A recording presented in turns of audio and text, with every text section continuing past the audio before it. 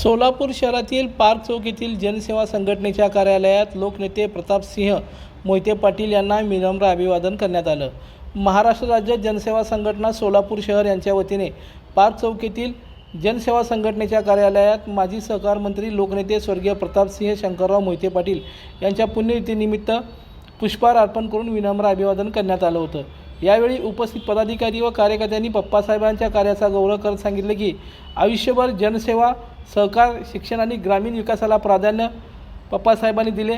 कार्यकर्त्यावरील त्यांचे अपार प्रेम, सर्वसामान्य जनतेप्रती असलेली आत्मीयता, विकासाची दूरदृष्टी आणि समाजहिताची तळमळ आजही असंख्य कार्यकर्त्यांसाठी प्रेरणादायी आहे। त्यांच्या विचारांना आणि कार्यांचा वारसा पुढे नेण्याचा निर्धार यावेळी उपस्थितांच्या वतीने करण्यात आला। या अभिवादन कार्यक्रमास शिरीष जगदाळे, सतीश वावरे, ज्योतिबा गुंड, शिवराज विभूते, अजय सोमदळे, दिलीप भोसले, श्रेयस माने, सचिन मस्के, दिलीप निंबाळकर, नाना कमाने, साळुंके, सचिन थोरात तसेच पप्पासाहेबांचे अनेक कार्यकर्ते व जनसेवा संघटनेचे पदाधिकारी उपस्थित होते। लाईक करा, कमेंट करा आणि सबस्क्राइब करायला विसरू नका।